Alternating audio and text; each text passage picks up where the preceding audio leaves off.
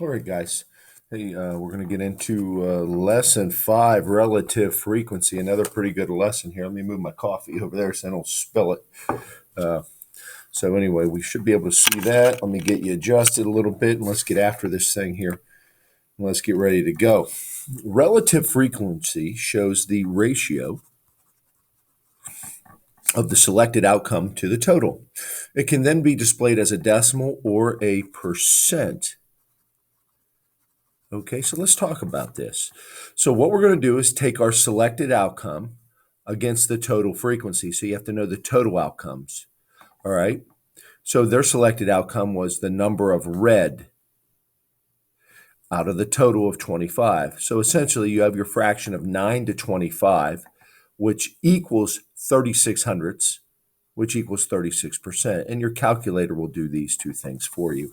So that works out pretty nicely for you. All right. So let's take a look at this bottom part here. What I'm going to do is count my tallies to my frequency. So this is a 3, 5, 10, here's 12, 5, 10, 15, 20, 5, 10, 14, and then 1. And when I add all of these up, 20, 35, 45, 50 total. So that's going to be my total or bottom number, right? All right. So we're going to go with our relative frequencies here. So this is going to be 3 out of 50, which equals 6 hundredths or 6%. This is going to be 12 out of 50, and my calculator's doing this, which is 24 hundredths, which equals, by the way, 24%. You just move that decimal 2 to the right. We get 20 out of 50, which equals 4/10, which equals 40%. You getting the idea now? And we're going to have 14, out of 20. All right, and that is 0.28, which is 28%. And again, calculator's doing this. I've already done this, so I'm trying to save a little bit of time on the video. 1 out of 50, right? 1 out of 50, and you could actually just double these since it's out of 50. But anyway, that's going to be 2 hundredths, which is 2%. All right, and then the relative frequency would be 50, out of 50, which is 1, which is 100%. Think of it that way. Okay, so let's continue on. Use the information to answer this. What percent of the customers had a waist that measured 28 inches or greater? 28 inches or greater. So when we look at this, what percent? So we're going to look at these numbers. We've done all this homework here. 28 inches or greater. So we're going to go 40, 68, 69, 70%. I just added those percents up, right? Which interval has the greatest relative frequency? What is the value? Well, the interval that has the greatest is 28 to less than 30, and it is 40% or 4/10, right? Let me pull that up. Let me check that and make sure we're in good shape here. All right, next one up. What percent of the customers had a waist measurement less than 26%? Less than 26%. Excuse me, 26 inches, sorry. So I go back up here, and there it is clearly, all right? So what percent? Well, I just look over, and there it is, 6%. So by doing all this work on the front end, this makes this very easy, doesn't it? Mrs. B is going to start selling belts that come in various sizes. Which size should she order to meet her customers' needs? And explain. Okay. So to me, all right, she should get belts that would include this size right here, because this is going to be the cluster of her data. And actually, really, we probably, well, let's see here, maybe we ought to come up to here and go from here to here. So to me, I think we better incorporate this. So I think she should order,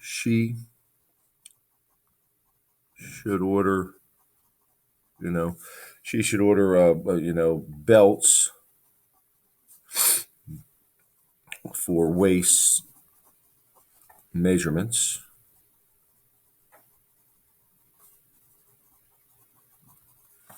All right. From, let's see here. I would say 26 to less than 32. That would be our cluster. So I'm going to bring that to there, right?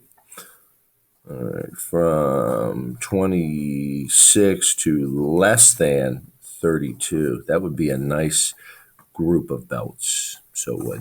All right, let's flip the page and let's keep going. Okay, got some more information here. Relative frequency can be graphed just like a histogram. Right, a histogram. All right, so let's go ahead and take care of our frequency table. That's 0 and 0. All right, that's going to be 5. And that's going to be 14. That's going to be 6. So we have a total of, that's 0 and 0, 25, right? See how I got that? And I hope you can see that. Can you? Kind of. Sorry, I'll pull that up for you a little bit. Okay, so I have all of my frequencies. To get my relative frequency, I take that number and put it over 25, and then I'll let my calculator do the work. 14 out of 25, 6 out of 25, and that's it. All right, so looking at that, I can see that this is, all right, 2/10, and that equals 20%. This is 56 hundredths, and that equals 56%. This is 24 hundredths, and that equals 24%. So if you add all of these up, that will equal 100%, right? And this would be 100% here, 25 out of 25. Okay. So now what we're going to do is we're going to go ahead and make a histogram, all right? And again, remember histograms, the bars touch each other, all right? And there's chunks of data going across the bottom and top, okay? All right, so let's go. This is going to be my time, right? And over here is going to be my frequency. And I'm going to abbreviate that. Now, what I need to do is I need to come up, all right, for the length of commercials. All right, it says create one histogram of the frequency, one displaying the relative frequency, and one displaying the questions below. All right. So let's take a look at this thing here. All right. First thing I'm going to do is just with the frequency. So I'm going to come off and I'm going to use the intervals. There's 0, 5, 10, 15, 20, 25, and 30. Okay. Now, my frequencies, this interval, I'm going to use these numbers, I'm going to use an interval of 2. Okay. Okay. So the first piece of information is 5 to 9, right? 5 to 9. That's where I got those numbers across here. So 5 to 9 is going to be right here. And that has 5. So I'm going to come up between 4 and 6 right there. I'm going to bring it down and go like that. And I'm just going to go like that. I don't want to color all that in. All right. 10 to 14 has 14. So I'm going to come up to 14, which is actually right there. It hits right on my intervals. That's nice. And again, we have chunks of data here, and we're good there. All right, 15 through 19 is right here, and there's 6 of them. So we're going to come across there, and there it is, right? 20 to 24 has none, so there's no bar. And if you go back to 0 to 4, there's none. So we're in good shape, okay? Okay, so now that was using the frequency. Now we're going to use the relative frequency, same thing. It's going to be time across the bottom. All right, and then I'm going to turn this and put my frequency here. I'm going to abbreviate that. Okay, and I'm going to check and make sure that you can see what I'm doing. All right, excellent. All right, and our times are going to be the same. We're going to have that same interval across because, that's what we're going with. All right, so our intervals are right there. So it's 0, 5, 10, 15, 20, 25, and 30. Now, our vertical axis is going to be a little bit different, okay? So what I'm going to do is I'm going to count by 2/10 because that's the smallest one I have. So this is 2/10. This is going to be 4/10, 6/10, 8/10, 1.0. And I don't need to go any further than that. 0 to 5 had none. 5 to 9 had 0.2. So I'm going to come up to 0.2 and do that there. Right? 10 to 14 had 0.56. So it's a little bit above that. Let's call it about right there. Huh? And we're just guesstimating there a little bit. 15 to 19 had 0.24. So I'm going to say that's about right in there somewhere. All right. And we're just kind of guesstimating. And this had 0 and that had 0. Okay. All right. Let's finish up with our questions below. All right. What is similar between the two histograms? They both have, all right, similar shapes. Right? Look, they're pretty similar. All right. And similar distribution. Right? The spread is similar. What is different? What is different? Well, to me, the biggest thing is the y-axis. Y-axis.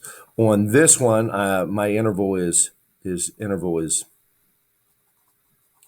2, and then on this one, my interval is what? 2/10. See the difference? All right. What would a relative frequency histogram be more beneficial than a regular one? Well, I guess if you're going to compare the entire amount, then that would be the best way to look at it. So if we're going to compare the entire amount using percents, all right, that would be the best way to use it. But I'm not going to really worry about that. Okay, guys, go ahead and jump into the homework folder. Thanks.